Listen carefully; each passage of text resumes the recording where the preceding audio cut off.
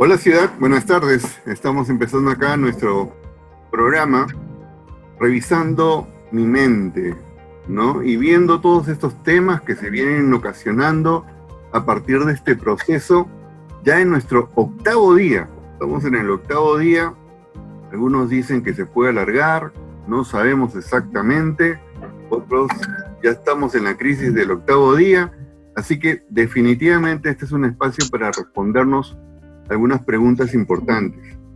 Y hoy pues tenemos un programa muy especial, porque además de nuestros grandes psicólogos que ustedes conocen, estamos con César Basalar, estamos con José Valdeón, también estamos con Cindy Donaire, ¿no? Ustedes seguramente ya la conocen, ya ha tenido años en radioprogramas. Cindy, ¿cómo estás? ¿Qué tal? ¿Qué dices?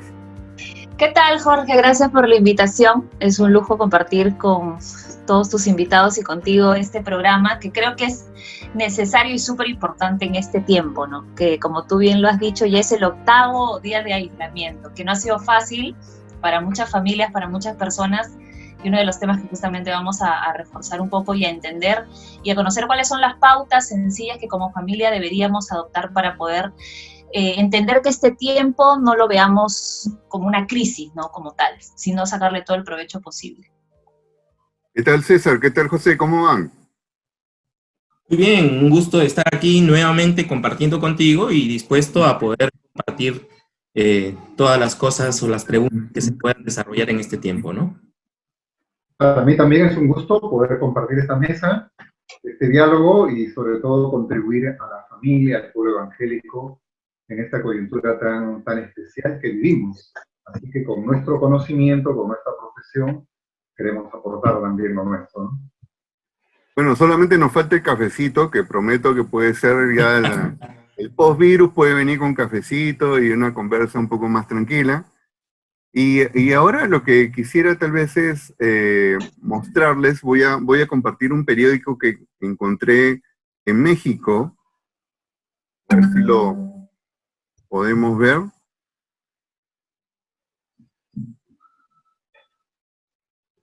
El diario se llama El Horizonte de México y dice: trabajará gobierno en prevenir depresión y ansiedad por encierro, ¿no? Uh-huh. La Secretaría de Salud indicó que ya preparan estrategias para evitar que las personas aisladas por la contingencia presenten otro tipo de enfermedades. Uh-huh. Autoridades de salud en el estado alertaron de un alza de casos de depresión y ansiedad a causa del encierro inducido por el COVID-19. El titular de salud en el estado de Nuevo León, Manuel de la O. Cavazos, comentó que ya analizan estrategias y programas para evitar que durante la cuarentena las personas aisladas desarrollen otro tipo de enfermedades. Ya se demostró que en China aumentaron los casos de divorcio. Las personas, al estar en su casa muchas horas al día y que no están acostumbradas a estar en su casa, obviamente, eso le genera ansiedad, le genera depresión, y tenemos que trabajar en programas de prevención de estas enfermedades para mantenerlos en sus hogares más satisfechos y más saludables. Tal vez este sería el punto de partida, ¿no? Ya hay gobiernos que se están preparando para esta situación emocional de post-virus. ¿Cómo lo ven ustedes?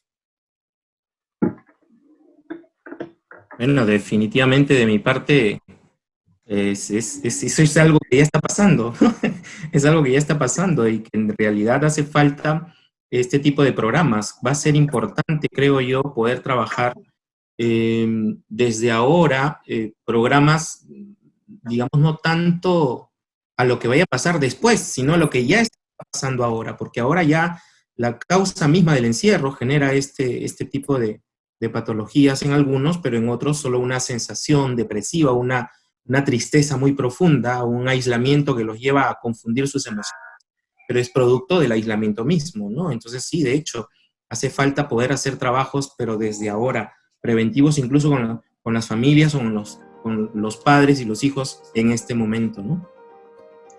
Mucho se recomienda no caer en la rutina, ¿no? Y ahora, a partir de esta situación, hay consejos diversos que nos están bombardeando en las redes sociales sobre qué hacer, sobre qué no hacer, en qué pensar, en qué no. Y digamos que hay familias que tienen toda la intención en su momento de cambiar un poco esa rutina para poder llevarse mejor en un ambiente de 4, hay unos que pueden gozar de una casa muy grande, otros de un espacio muy pequeño, y también cuando hay niños, adaptarse de pronto a estar 24/7 con ellos resulta un poco tenso, un poco estresante, y puedes manejarlo bien 1, 2, 3 días, pero 8, pueden ser 15, pueden ser 40. En ese sentido, ¿cómo motivar a la gente a que empiece desde los cambios de hábitos hasta dejar de pensar que esto se trata literalmente de un encierro o de una crisis? Porque sí, creo yo que tiene que ver mucho también con la forma en la que expresamos el momento, ¿no? Si hablamos de, sí, ahorita estoy viviendo un encierro, sí, ahorita estamos pasando por una crisis, ya es lo que tu boca está diciendo, y ya es como interiormente uno empieza a actuar de la manera en que lo describes, considero. ¿Qué opinan? Ok, de mi lado, antes de tal vez comentar un poco la inquietud de Cindy, permíteme hacer referencia a lo que ha mencionado Jorge en esta publicación de China, que habla que el encierro está produciendo dos cosas, ¿no? La depresión y los divorcios. Yo siempre diferencio lo que son detonantes de lo que son determinantes. Entonces, hay situaciones que se constituyen en detonantes de una problemática que ya está presente y que simplemente ha faltado la gota que rebase el agua para que se manifieste, pero en sí no fue el determinante que lo produjo. Entonces, ¿hasta qué punto el encierro está produciendo depresión o está produciendo divorcio? Yo lo vería más como un detonante, no como un determinante. O sea, quienes ya tienen problemas en su vida matrimonial, el encierro pues los va a llevar a confrontarse con esa realidad. Y también quienes tienen ya cierta disposición o predisposición a la depresión, los va a llevar a eso y crear y agravar más el problema, ¿no? Eso por un lado, y por el otro lado, con respecto a lo que comenta Cindy, cómo enfrentar un poco esta realidad que estamos viviendo, ¿no? Del encierro, de no poder salir, ¿no? Miren, siempre que el ser humano enfrenta una realidad nueva, siempre que la enfrenta, y si es una realidad que puede ser muy adversa y dura, entonces va a depender de cómo reaccione a ella para que mantenga su estabilidad emocional y su salud mental, digamos, ¿no? Entonces, ¿cómo logra el ser humano una estabilidad emocional mental? Si logra adaptarse a la nueva realidad que le toca vivir. Una persona que ve y de un momento a otro pierde la vista, entonces va a entrar en una crisis, efectivamente, porque ha perdido algo, ¿no? Pero en la medida que viva un proceso, y hay todo un proceso también que se vive, que se llama el duelo con 5 etapas, llegue a la última etapa, que significa aceptar esa realidad, puede superar la adversidad en la que vive. Entonces, en ese sentido, nosotros, que no es una gran adversidad la que estamos viviendo con esto del encierro, si yo acepto esta realidad y logro entender que es temporal y que es necesario, y al mismo tiempo logro estructurar mi tiempo, porque me ha cambiado mi agenda, logro estructurar mi tiempo, entonces voy a poder manejarme bien y lograr esa estabilidad emocional y mental para hacer frente, ¿no? Y estructurar el tiempo tiene que ver con, pues me pongo a leer, ¿cómo hago? Tengo un tiempo de ver películas, un tiempo de leer, un tiempo de jugar con los hijos, un tiempo de diálogo con la esposa, y voy variando cada día para estructurar ese tiempo sin caer en la rutina, que es otro de los elementos que también genera la ansiedad y un poco de depresión, ¿no? Entonces es lo que yo podría decir, ¿no? De mi parte, yo creo que las rutinas no son dañinas, pero hay rutinas buenas y rutinas malas, ¿no? Creo que es importante que cada uno aprenda a adaptarse a la rutina que le toca vivir en este momento, ¿no? La adaptación es una condición en la que la persona va moviéndose de acuerdo a lo que le toca vivir. Si somos flexibles ante ello, va a ser mucho más fácil esa adaptación. Pero si somos rígidos o exigentes o sobreexigentes, eso también nos va a limitar en nuestro desarrollo, en nuestro andar. Entonces, como lo decía José hace un momento, el tema de que la depresión ya está instalada, o sea, la persona solo necesitaba esa gotita que le hacía rebalsar el vaso, solo ha necesitado eso, igual los matrimonios, igual las relaciones de pareja, ¿no? Entonces, es importante desde ahora ir analizando eso, entre comillas, para poder saber qué cosas podemos mejorar y qué cosas necesitamos mejorar, aun cuando pase esta crisis del coronavirus, ¿no? O esta condición social que nos ha tocado vivir de encierro. Cuando pase, yo necesito tener estrategias, necesito tener habilidades para poder seguir desarrollando. Y si ahora empiezo a publicarlos, es decir, si desde ahora empiezo a vivirlos, desde ahora empiezo a practicarlos en mi vida, va a ser mucho más fácil acomodarme y ser flexible ante la adaptación de lo que viene después, ¿no? Es eso, creo yo, desde ahora ir evaluando en qué condición está mi relación, en qué condición está mi relación de pareja y la relación con mis hijos. Y en base a eso, ir identificando en qué cosas necesito mejorar y qué cosas debo hacer. Ya lo decía Cindy hace un momento, ¿no? La sobreinformación de qué cosas hacer y qué no hacer con los hijos o con la familia también ha cargado, también ha generado mucha expectativa, ¿no? Un poco como que tengo que llegar a ese nivel y expectativas demasiado exageradas lleva a que el nivel de frustración crezca al mismo nivel de la expectativa y eso genere también, o más bien añada mayor carga emocional a la ansiedad, a la depresión o a lo que nos toque vivir más adelante, ¿no? Sí, ok, ahora me parece muy interesante ese tema de determinante y detonante, ¿no? O sea, esa diferencia. Ahora, ok, la pareja se reencuentra y se reencuentra de manera conflictiva, porque ya traían procesos, digamos, anteriores. ¿Cómo comenzar a resolverlos? O sea, ya están allí, están en la casa y comienza el conflicto, puede significar una mayor agresividad y los hijos también están percibiendo un entorno más violento o agresivo en todo caso, ¿no? Ok, bueno, sin salirnos del tema de la depresión, pero entrando un poquito al tema de pareja, ya que este encierro puede un poco poner frente a frente a la pareja, y si la pareja no está llevando una relación sana, pues va a generar más conflictos, ¿no? Uno de los grandes problemas que hay en la convivencia es casi inevitable que las relaciones interpersonales que se tengan con la esposa, con la pareja, nos ofendamos y nos dañemos. O sea, eso es una realidad que está presente en la convivencia, ¿ya? Pero, ¿cuál es la diferencia entre las parejas saludables y las parejas no sanas, las parejas infelices, digamos, ¿no? John Gottman, un investigador del mundo de las parejas que tiene su laboratorio de amor y todo eso, él ha descubierto un principio que es espiritual, que está en la Biblia. Él como judío de repente conoce algo. Pero él ha descubierto algo bien interesante, ¿no? Que una de las principales diferencias entre la pareja que son sanas y felices con las parejas que no lo son y que son infelices y disfuncionales, solamente hay un elemento, el elemento más importante es uno. No es que las parejas felices nunca pelean igualito que las infelices. No es que las parejas felices nunca tengan desacuerdos, no, también tienen desacuerdos. No es que las parejas felices nunca se ofenden igualito que las parejas infelices también. La diferencia principal es que las parejas felices tienen, que no las tienen las parejas infelices, es que saben pedirse perdón. Ese es un principio espiritual que Gottman ha descubierto y que está en la Biblia, perdonaos unos a otros. Y soportaos unos a otros que nos enseña Pablo. Tiene que ver con eso, con el aceptarnos unos a otros, y parte de la aceptación es pedir perdón.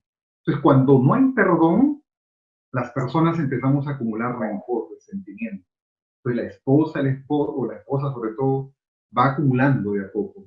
Entonces, empieza a molestarse, a resentirse. Y mira, y el resentimiento es una de las causas que lleva a la depresión también. La depresión tiene dos caras, que son la aflicción y la irritación. Generalmente la aflicción se manifiesta en las mujeres, la cara de la aflicción. Y la irritación se manifiesta más en los hombres, esa cara de la depresión, ¿no? Entonces, esos hombres que andan irritados, que todos se molestan, que todos se fastidian, podríamos sospechar que hay depresión.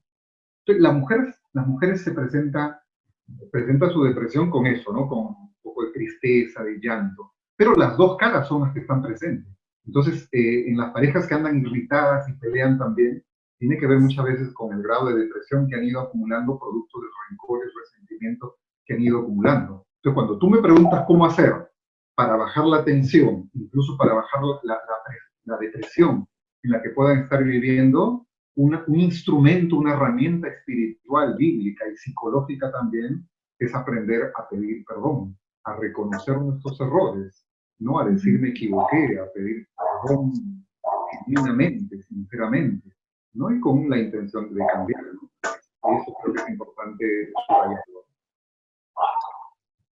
Me pongo un poco a pensar en que debemos romper esquemas para la salud mental y hay que ser intencionales, ¿no? Porque dentro de una familia quizás no todos estemos pensando exactamente lo mismo, no todos tengamos la intención de llevar las cosas de manera más armoniosa, no todos damos el primer paso al mismo momento. Entonces, cuando me refiero a ser intencionales es que si uno de los integrantes de la familia, porque definitivamente somos un equipo, tiene en el corazón tratar de cambiar la atmósfera que se está viendo en ese momento, en este tiempo en el que el cambio ha sido brusco, lleno de incertidumbre. Hay gente que le está afectando en el tema de relaciones, hay gente que le está afectando el tema económico, de pronto también con el tema de los hijos no saben cómo controlar la situación.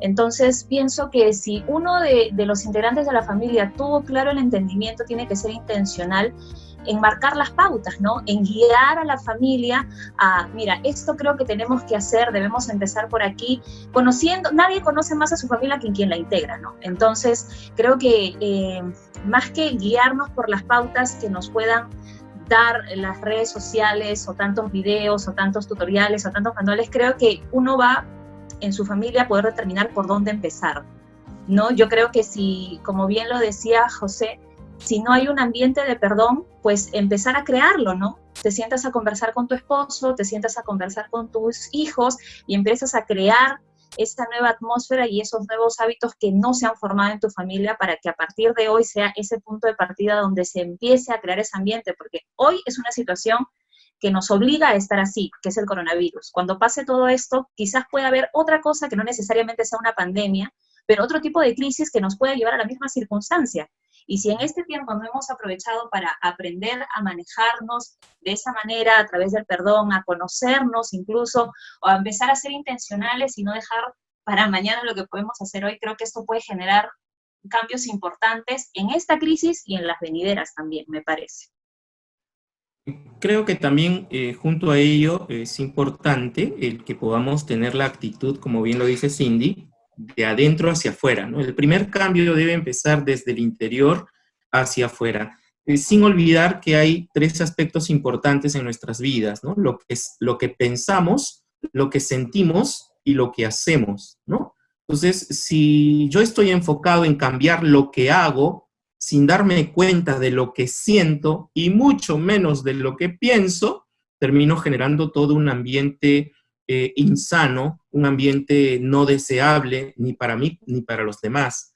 Yo tengo que ir un poco más hacia el fondo, hacia la actitud de qué estoy pensando con lo que está pasando en este tiempo, qué ideas tengo acerca de lo que está pasando. Recordemos que en la depresión se convierte una mirada o una visión tubular, ¿no? Donde solo me encierro en ver las cosas o las cosas negativas que me están pasando y me olvido de todo lo bueno que está ocurriendo. Entonces, esta condición social que nos ha tocado vivir también tiene cosas positivas o rescatables que vamos a tener que hacer, ¿no? Que vamos a tener que mirar, no solo a nivel familiar, sino también a nivel social. En la familia, por ejemplo, nos ha obligado a tener que estar juntos sí o sí 24 horas al día, todo el tiempo, ¿no? Y esto casi obligado nos ha tenido que llevar a adaptarnos a un nuevo mover, a un nuevo estilo, con los hijos, con la esposa, pero no somos conscientes de lo que sentimos. Como lo decía José, la depresión tiene dos rostros, ¿no? La aflicción y la irritabilidad. No somos conscientes de cuán afligidos nos sentimos, ni tampoco somos conscientes de cuán iracundo estamos. No somos conscientes que nuestras reacciones de ira o de enojo en realidad es solo una máscara del dolor emocional que estoy sintiendo. Y si no soy consciente de eso, no empiezo por cambiar la estructura que tengo en la mirada que tengo de la vida, en la visión que tengo de mi familia. Si no empiezo por allí, el resto no va a cambiar. Efesios es muy claro cuando dice, renovaos el espíritu de vuestra mente. Romanos dice, cambia también tu manera de pensar para que cambies tu manera de actuar. Entonces, empieza por un cambio interno primero, una identificación de lo que estoy sintiendo, de lo que estoy pensando, para luego ir modificando poco a poco lo que voy haciendo. Las redes sociales están llenas de cosas para hacer, pero muy pocos nos dicen cosas para pensar. Pablo es enfático con ello, ¿no? En esto pensad, dice en Filipenses, ¿no? En todo lo bueno, todo lo amable, todo lo que tiene buen nombre. Y si traslado eso a mi familia, pues, ¿qué es todo lo bueno de mi esposa? ¿Qué es todo lo bueno de mis hijos? ¿Qué es todo lo que tiene buen nombre en ellos? ¿Qué es todo lo bueno en mí mismo incluso? Para poder ir recuperando y desarrollando mejores habilidades personales en enfrentar esta condición en la que vivo. Eso nos va a ayudar a prepararnos desde adentro para poder ir modificando las cosas hacia afuera, empezando desde el interior, creo yo, para ir hacia adelante. Y agregando algo que lo decía José, ¿no? Acerca del perdón. Es importante pedir perdón, es importante reconocer en qué hemos fallado, pero también es importante reconocer en qué nos hemos fallado, porque hay mucha gente depresiva que lo que hace es sentir culpa o sentir remordimiento de lo que está viviendo en este momento, aun cuando no fuera su culpa o aun cuando no fuera una situación relacionada consigo mismo o consigo misma. Entonces, desde allí partir, ¿no? Desde nuestro ser interior, desde ese amar al prójimo como a sí mismo primero, ¿no? Empezando desde allí, creo que pueden haber muchos cambios positivos para el resto del tiempo que nos toca vivir, ¿no? Interesante, ¿no? Esto puede ser una metodología, es decir, si yo me siento frustrado en este momento, tal vez la pregunta es, ¿qué pensamientos tengo para sentirme de esta manera? O sea, llegar un paso hacia atrás y comenzar a reevaluarme. Si no tengo esa capacidad de reevaluarme, no voy a poder enfrentar las emociones que me están llenando en un momento determinado y que me generan el conflicto, digamos, ¿no? Entonces, yo creo que tal vez como recomendación debería ser que toda persona tenga la capacidad de mirarse hacia sí mismos para poder comenzar a mirar todos estos procesos que generan el pleito finalmente y que puede significar, pues, la depresión que estoy mostrando en un momento determinado, ¿no? Sí, correcto, ¿no? A mí me gustaría resaltar un poco lo que estaba mencionando Cindy con respecto a que dentro de una familia a veces como que estamos esperando que el otro cambie para yo cambiar. Y un poco condiciono mi actuación a la actuación de los demás. Nosotros en terapia siempre enseñamos que el cambio de uno puede empujar el cambio del otro. Muchas veces a terapia de pareja no quiere venir el esposo. Y la esposa dice, pero ¿cómo hago para ayudar a mi matrimonio si él no quiere venir? Pero muchas veces, ayudándole a ella a cambiar, empujamos el cambio del esposo y estamos haciendo una terapia de pareja también. Igual a nivel de familia también. Hay familias disfuncionales, familias pues con muchas heridas, que a veces como terapeuta buscamos a alguien relativamente con más recursos, más sano, que lo convertimos en nuestro coterapeuta. Y a partir de él, logrando el cambio de él, empujamos el cambio de todos los demás. Entonces, es bien importante en ese sentido resaltar allí, ¿no? El poder cambiar. Eso por un lado. Por otro lado, Jorge, tú preguntas cómo enfrentar y cómo manejar un poco en esta situación, ¿no? Dentro de la psicología hay una corriente terapéutica que se llama la terapia narrativa. Entonces, la terapia narrativa nos enseña que el ser humano sufre o es feliz no necesariamente por las circunstancias que vive, sino por cómo se cuenta aquello que vive o aquello que experimenta. O sea, finalmente el bienestar o el malestar psíquico de una persona va a depender no tanto de los hechos que pueda vivir, sino de cómo interpreta y cómo vive esos hechos, en ese sentido, ¿no? Entonces, desde ese marco, podemos hablar que yo puedo tener una narrativa victimizadora en la cual interpreto los hechos que soy un pobrecito, que todos me odian, que nadie me ama, que el Estado es el gran problema, que mi esposa es el gran problema. Entonces me victimizo, hago carrera de víctima, como dice Boris Cyrulnik, ¿no? Un terapeuta famoso. O puedo asumir una narrativa responsabilizadora, que puede que yo no soy el responsable del pasado que he vivido, de las circunstancias que me ha tocado vivir, pero sí soy responsable del presente y del futuro que yo quiero vivir. Entonces asumo una narrativa mucho más sana. Y muchas veces la terapia va a consistir en cambiar mi narrativa antes que cambiar las circunstancias. Y mire, esto es muy importante porque también Dios, el terapeuta de los terapeutas, muchas veces no cambia nuestras circunstancias y por eso nos frustramos y por eso decaemos en nuestra fe y por eso nos molestamos con Dios. Pero lo que Dios quiere hacernos entender, y el Salmo 73, que es un salmo que nos habla de un depresivo, he escrito un libro sobre eso yo, tengo un libro escrito sobre la personalidad depresiva, desarrollo todo un capítulo sobre este personaje Asaf, que la mitad del salmo es un depresivo que reniega contra Dios, algo así como César Vallejo, que dice que yo nací el día que estuve enfermo, ¿no? Y tiene una mirada negativa de Dios, pero después cambia su narrativa. No cambió ningún aspecto de su circunstancia, pero cambió su actitud y su mirada frente a la vida. Es por eso que yo siempre enseño que, pues, para Dios más importante que cambiar mis circunstancias, más que cambiar mi mundo exterior, Él quiere cambiar mi mundo interior, quiere cambiar mi actitud. El crecimiento interior, el crecimiento personal que yo desarrolle, es para Dios lo más importante, y por eso es que Dios va a estar usando las circunstancias para hacerme crecer. Por eso alguien dijo que yo no le pida a Dios que cambie mis circunstancias, ¿no? Yo le pido a Dios que use las circunstancias para cambiar de mí. Entonces, en este tiempo de coronavirus, es una pequeña crisis, tampoco es una gran crisis que digamos, pues aprendamos a trabajar pequeñas narrativas que yo pueda desarrollar en bien mío y en bien de mi familia, ¿no? A mí me parece súper interesante cuando ahora que con todo esto que está sucediendo, las iglesias no se detienen, ¿no? Porque la iglesia somos nosotros y los pastores en diferentes iglesias están haciendo transmisiones en vivo y están dando mensaje de esperanza, de paz, de gozo en medio de esta circunstancia, exhortando a las familias a unirse, a dialogar, a orar juntos, a aprovechar este tiempo, ¿no? Y yo me ponía a pensar el otro día con mi esposo y decía, es que literalmente no podemos terminar este tiempo de cuarentena iguales.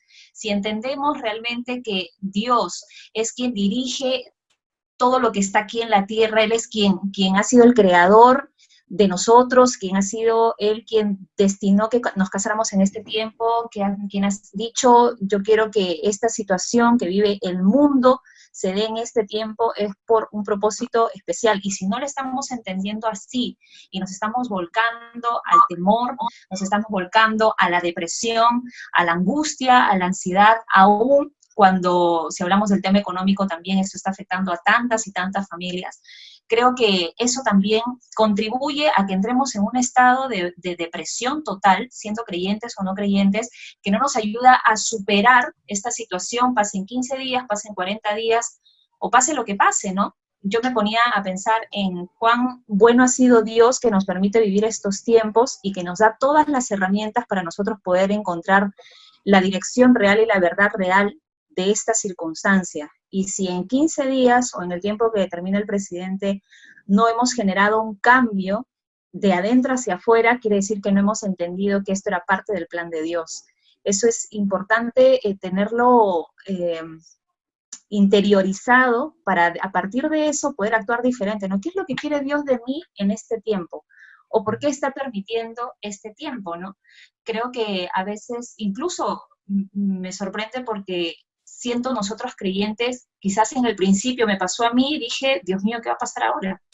¿Qué va a pasar con los trabajos, con los eventos que ahora todos se han cancelado?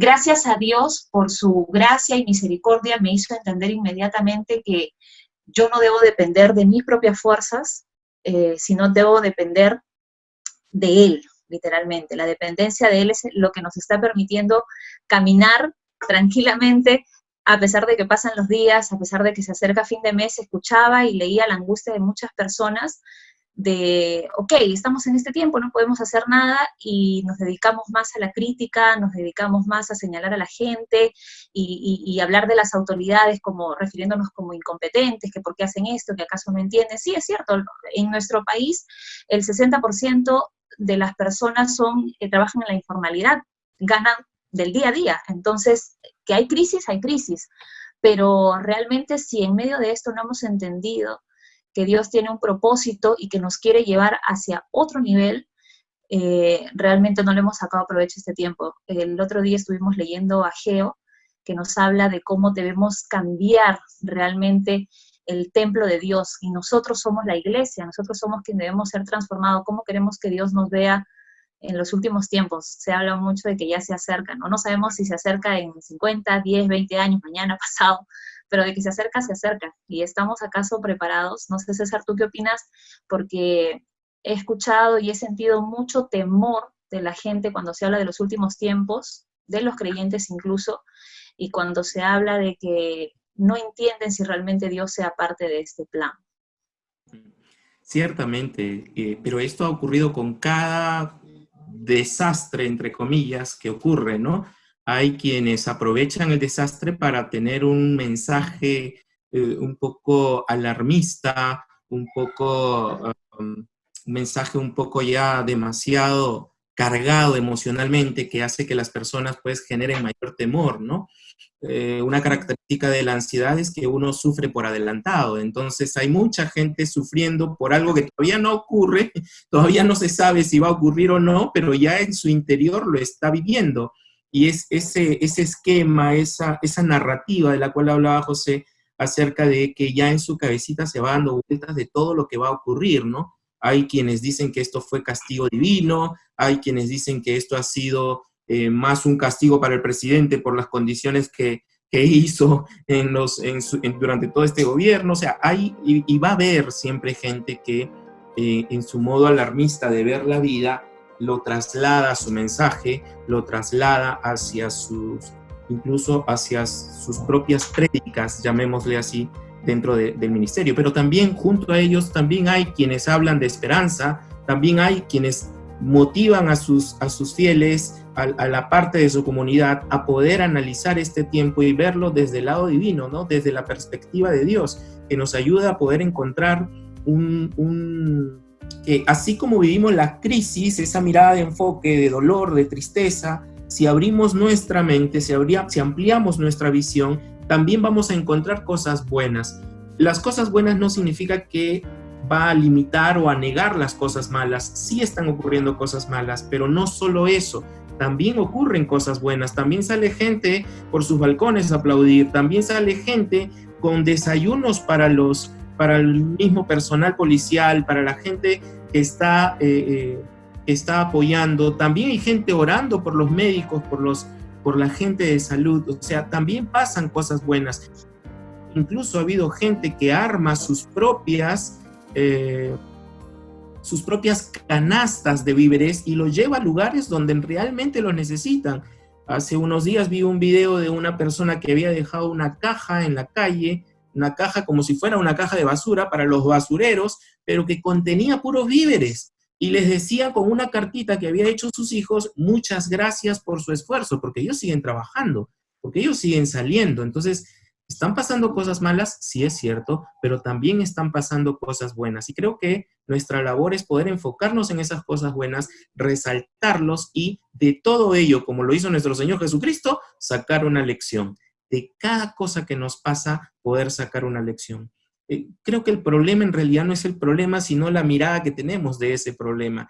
¿Cómo estamos mirando eso? Si Dios es con nosotros, ¿quién contra nosotros? Dice, ¿no? Incluso el mensaje de Pablo es: ¿dónde está, oh muerte, tu aguijón? ¿No? ¿Dónde está, oh sepulcro, tu victoria? Es decir, querrámoslo o no, sea lo que suceda con nuestras vidas o con nuestras familias, si Dios es por nosotros, siempre va a estar con nosotros hasta la eternidad, ¿no? En medio de cualquier cosa que nos tenga que pasar. Pero creo que es importante que podamos nosotros tener esa mirada mucho más positiva, mucho más de confianza en el Señor y no tanto de temor ante lo que pueda pasar. No sabemos si va a durar solo estos 15 días o mucho más, pero lo que sí sabemos que aún en estos 15 días, como en los demás, Dios seguirá estando con nosotros, ¿no? Y esa confianza necesitamos reflejarla en el resto de personas. Esa confianza necesitamos darla al resto también a través de nuestros mensajes y a través de lo que Dios nos está permitiendo hacer. Incluso, permítame insistir en ello, ¿no? Estos medios de comunicación que estamos utilizando ahorita es un factor determinante para poder dar un mensaje. Sin embargo, hay quienes dan un mensaje de bendición y para bendición, y hay otros que pues utilizando este medio hacen cualquier otra cosa. Entonces, evitemos de poder sobrecargar las redes con mensajes que más nos traigan desánimo o dolor, sino enfoquémonos que hay cosas malas, cierto, no las podemos negar, pero también hay cosas buenas que están pasando y eso hay que resaltarlo, ¿no? Yo me quedaría con ese mensaje. Bien, lamentablemente ya estamos llegando al final de este programa, pero nos queda siempre la metodología que Dios ha utilizado por todos estos tiempos. Cada vez que nos quiere enseñar cómo es la fe, nos hace caminar por el mar. El mar tiene un piso tan inestable que lo único que nos queda es mirarle directamente y entrenarnos en la fe. Y la fe es una práctica. Así que esa metodología tenemos que aprenderla. Este tiempo es un tiempo para fortalecer la fe a todas las familias cristianas. Si te sientes deprimido, si te sientes mal, si te sientes frustrado, comienza a revisar tus pensamientos, hacia dónde te estás yendo, qué es lo que está pasando. Haz un ejercicio, ¿no?, de introspección para comenzar a atacar aquello que de repente has venido trayendo con tanto trabajo y tanto afán. Este tiempo te sirve justamente para desactivarlo. Y este tiempo puede ser una gran oportunidad para tu familia, puede ser una gran oportunidad individual de desactivar aquellas cosas que traías y que no te dabas cuenta. Tal vez podemos cerrar con una idea de cada uno de ustedes como consejo para quienes nos están escuchando. César. Yo me quedaría con lo último que dije, ¿no? O sea, están pasando cosas feas, cosas malas, sí, es cierto, no lo podemos negar, hay que aceptarlas, pero también están pasando cosas buenas y hacia eso creo que deberíamos apuntar nuestra mirada, a aquellas cosas buenas que sí están pasando y que en medio de esta angustia Dios no nos va a dejar desamparados, ¿no? Así es que enfocándonos en ello, creo que es más importante por ahora desarrollar esa mirada mucho más positiva, mucho más proactiva incluso, ¿no? José. Ok, estábamos hablando del cambio de narrativa para gozar de un bienestar personal.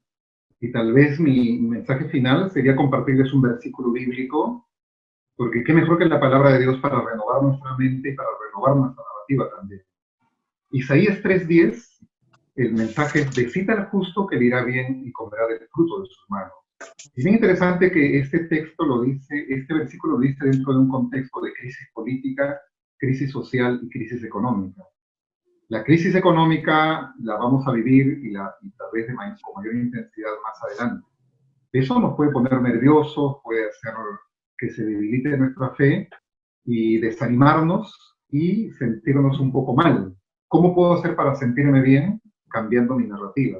Entonces yo puedo decir y creer esa palabra, que al justo, al creyente, al Hijo de Dios, le va a ir bien, no importa la crisis económica, política y social. Y va a comer del fruto, no de manos ajenas, no de regalos, de su propia mano, de su propio trabajo. Y eso hay que creerle a Dios. Con esa narrativa yo puedo enfrentar esta crisis y otras crisis más también. Eso diría. Muchas gracias. Cindy, ¿cómo te has sentido hoy día? Muy bien, de hecho estoy aprendiendo un montón. Creo que estos espacios son importantes para compartirlo también. Y yo creo que algo que me encantaría invitar a la gente es que abrace las promesas de Dios, ¿no? Su palabra es la misma hoy, mañana y siempre, en tiempos de coronavirus, en tiempos de lo que pase y suceda, su palabra es clara. Y en mi calidad de mujer, yo creo que las mujeres que somos bastante activas y que pensamos muchas cosas al mismo tiempo, las invito a ser intencionales, a buscar espacios creativos para la familia, a revalorar la familia, este núcleo tan maravilloso que Dios ha creado, porque creo que todos en algún momento de nuestra vida hemos dicho, no tengo tiempo para ahorita preparar una cena o para limpiar, para arreglar el closet, qué sé yo. Hoy tenemos tiempo y de sobra. Creo que si lo hacemos con la familia que Dios nos ha regalado, podemos salir, sacar muchas enseñanzas. Y insisto de que Dios ha sido bastante bueno en regalarnos este tiempo y permitirnos estar aislados, en encierro, en cuarentena con nuestras familias. Igual invito a la gente a que oremos por aquellas personas que no pueden estar con su familia ahora, pero para que puedan conseguir la paz en el Señor y el gozo a pesar de las circunstancias. Bien, muchísimas gracias a todos los que nos han seguido, y ya saben, ya viene un siguiente programa, así que sigan en toda esta secuencia de temas, ¿no? Y vamos a estar todos siempre recibiendo las inquietudes, las preguntas que puedan tener sobre cualquier inquietud que tengan en casa de la familia o particularmente de ustedes. Así que nos vemos en la próxima reunión. Chao. Chao, chao.